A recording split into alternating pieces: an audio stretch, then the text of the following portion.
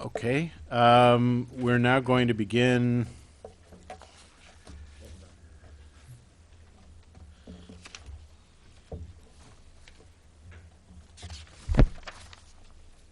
Okay. I figured the agenda's the same, but I want to make sure I have the right page here. Okay, this is call to order for the Urbana Design Review Board and the Urbana MOR Development Review Board for Thursday, January 12th, 2017. Can we please begin with a roll call?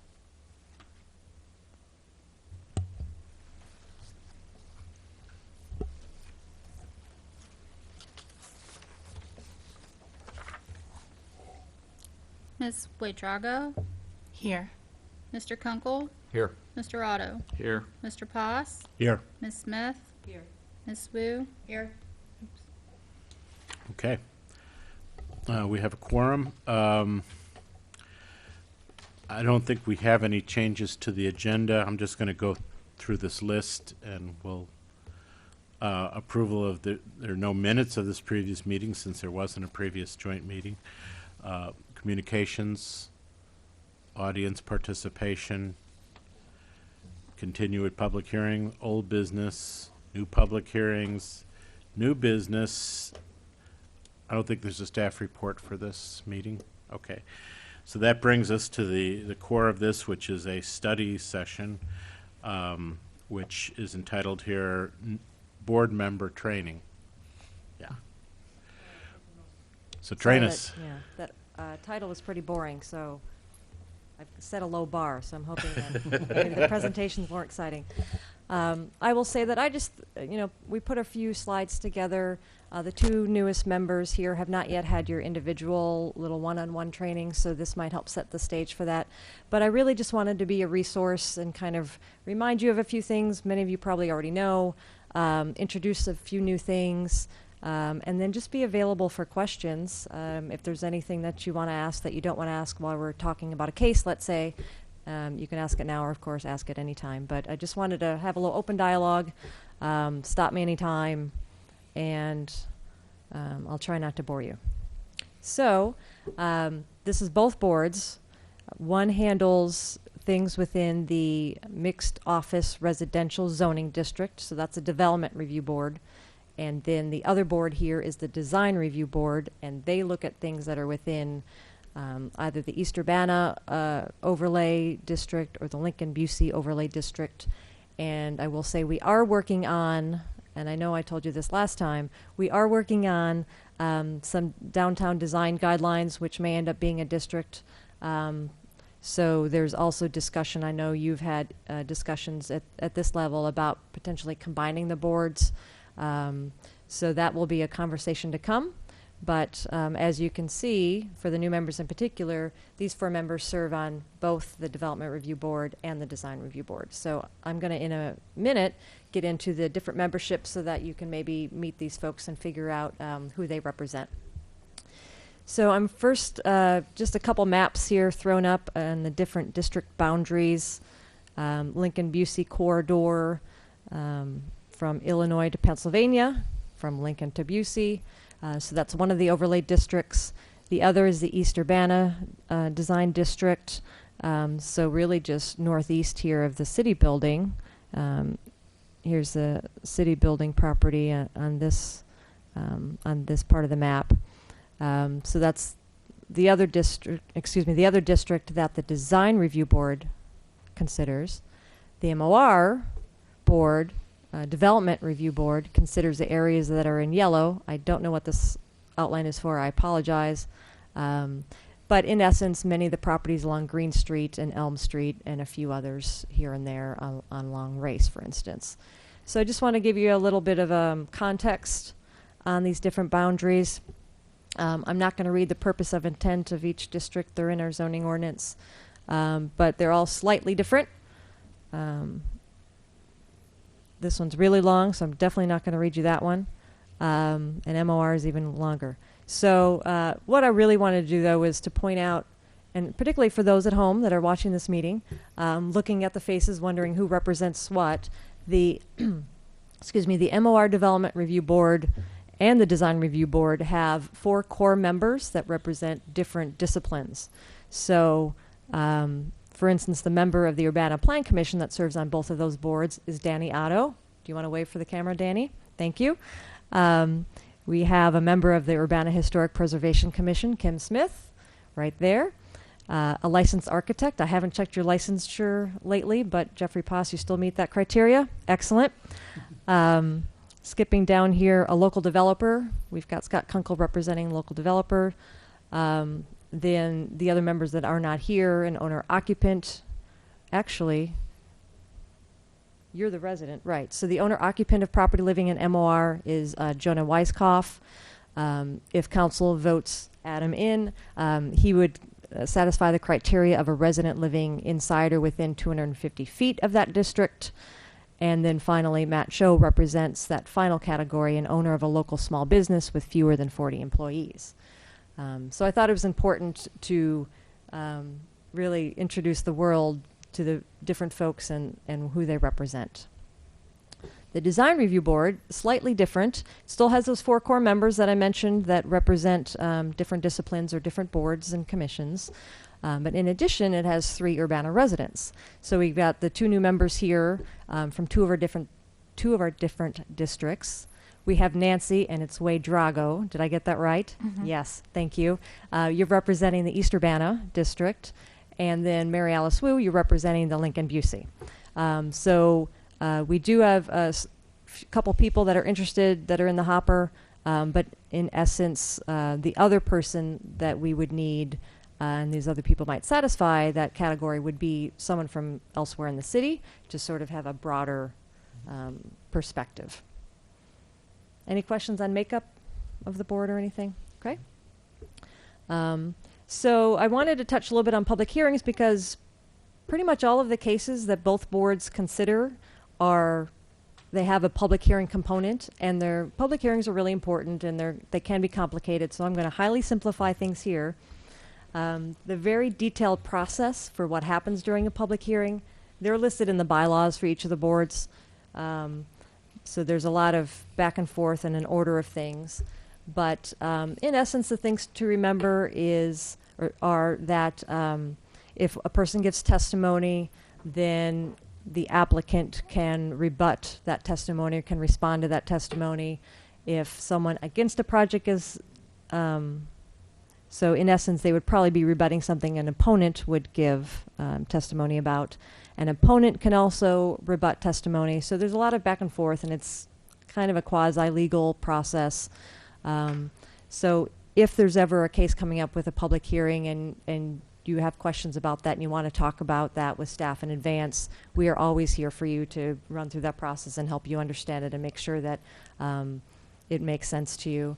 It's most important for the chair, and I think you got that. But if anyone else wants to understand the process, I'd be happy to walk you through it. Some of you have seen it from different cases that you followed. So I think the other thing to remember during public hearings is that any findings, so to approve a case, you need to say that a number of findings have been met. That's pretty consistent among cases. So all of that information, all of those deliberations need to happen within that public hearing time. So if you are reading about something on a case and you want to rely on that information that you read, let's say it's a newspaper article, just picking something, then you need to say during that public hearing, I read this, here's what it is, I'm introducing it as evidence as part of this case because I might want to use some of that information from there. So most of the information you get on most of the cases that are really simple, they're going to be in the staff report that we send you in advance, and they're going to be presented to you during that public hearing. So that stuff's okay already because it's already part of the record. It's been introduced as part of the public hearing. But if there's outside things that you want to introduce, it's important to recognize that you need to state that for the record that you're introducing that information. Otherwise, technically, you're not supposed to be relying on that information. So that's, I don't know how often that actually happens, but I just wanted to make sure that you understand, it's fine to get information from the outside, but you just need to be upfront and transparent about that, where you're getting it. I think one example mhm. of that, which has happened occasionally, is I think frequently members of the board will maybe go by the site or something of that nature and actually have their own personal observations of things that they've seen that may or may not have been part of the staff report. And I think generally those are identified at that time, but that would be an example of something that happens with some frequency. Good, thank you. Thank you for that example, Scott. So then that kind of leads me just to some miscellaneous things to keep in mind, and somewhat related to that.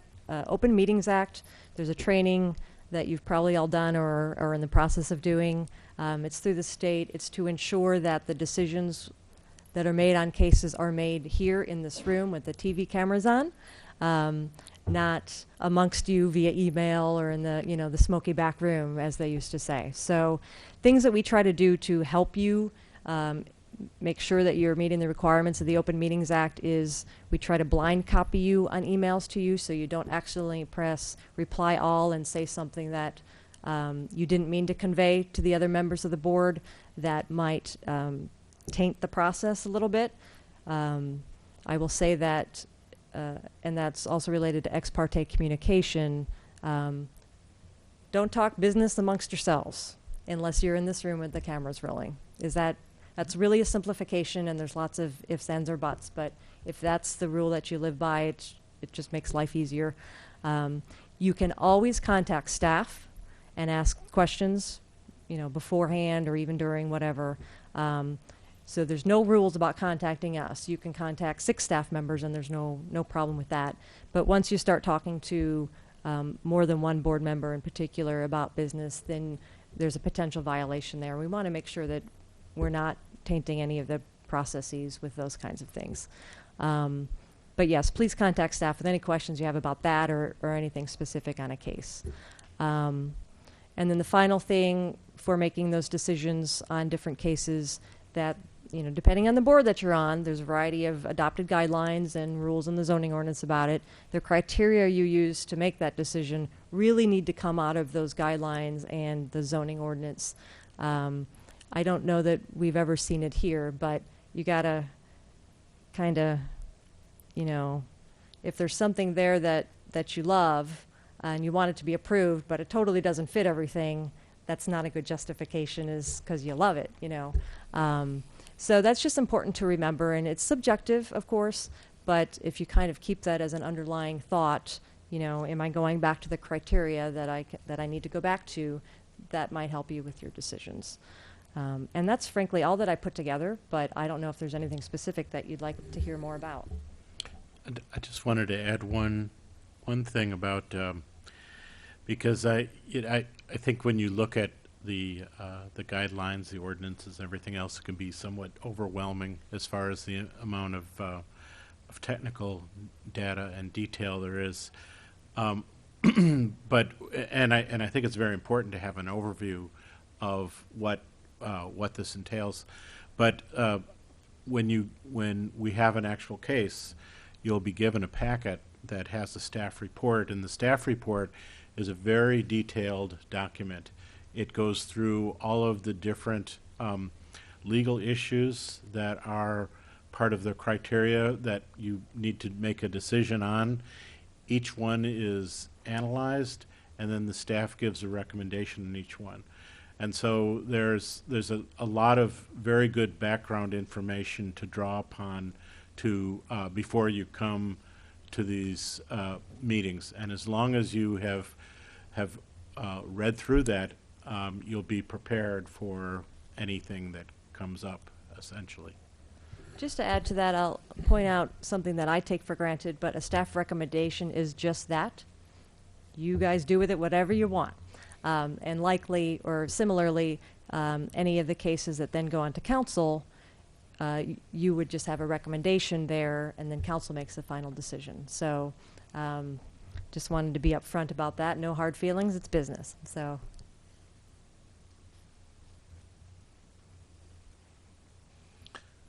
Can you talk a little bit about communications from concerned citizens directed towards us, lobbying, so to speak?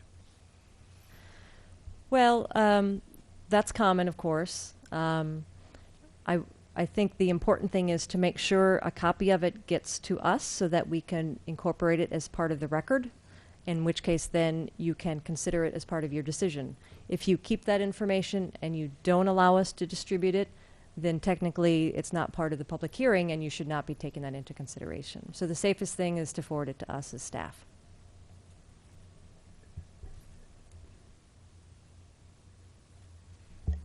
Any other questions from the board? I just had a quick question.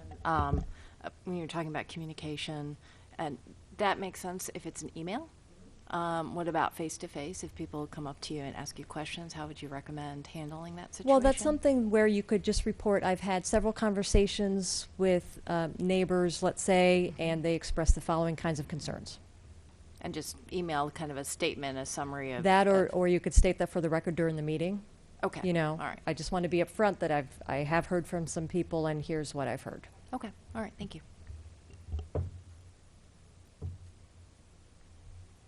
I generally tell people who talk to me about something is they need to come to the meeting and express that to everybody, otherwise it doesn't go anywhere. I mean, I can hear what they say, I don't engage them, I don't discuss the fine points or respond. I've heard what you said, and unless you come to the meeting and say it to everybody, it doesn't go anywhere. That sort of answers the question that I was on the verge of asking, is are we under an obligation to bring it to the meeting if people contact us because we may live in a certain area and say, this is my concern, and since you're on the board, I'm telling you. And that's good. That would be a response that's appropriate, is to say you must attend and voice that as a resident. I think we're different than elected officials, city councilors. Yeah. I mean, they have We're different not under an criteria, and people obligation can lobby them, but because it's referred to as quasi-judicial, I Mhm. just tell them, I'm not responsible to communicate your view. I might get it wrong. Right. So Okay. the only I mean, way that for is, yeah, there's And a that's quite range, good and to- as someone that wants to look out for you all, I prefer this end of the range than that Mhm. end of the range, if I can just be Yes. honest. Just because, and that's also what I do, I don't like to interpret what people say. I want to hear from there directly, so if they can't come to the meeting, write a letter or an email, because then that's in black and white and it didn't get processed in my head in some different way. But there are some people that say, I don't want to talk to you because I don't want to potentially have ex parte communications. So that is the safest. So you find where you are on that range that makes you most comfortable, and we can always have conversations about it, and I can help you out if you get in a pinch. There was something else that I wanted to mention, so I'm hoping someone else has a question so that I can remember what that was, because now I've lost it.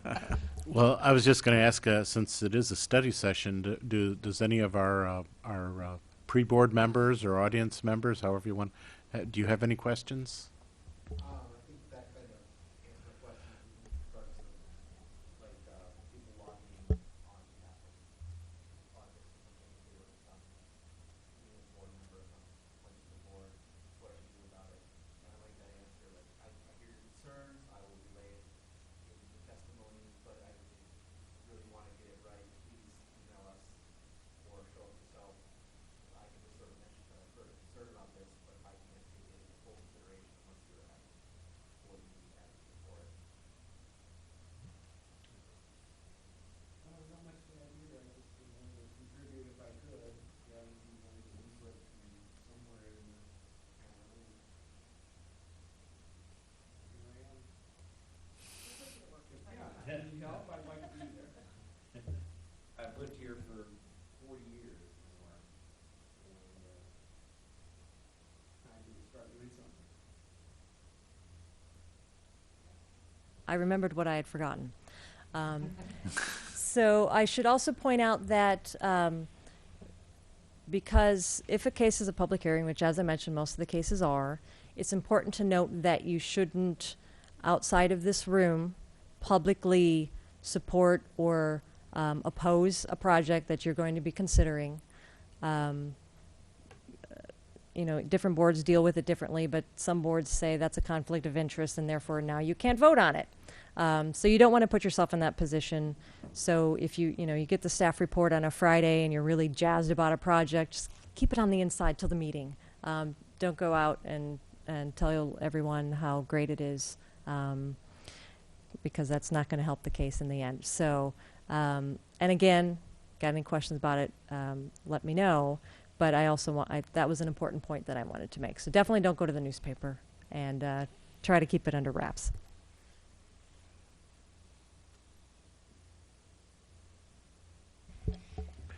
Okay, any other questions or comments? Okay, our last item is adjournment. Is there a move to adjourn? I move that we adjourn. Second? Second. All in favor? Aye. Opposed? Okay, meeting adjourned. Thank you, everybody.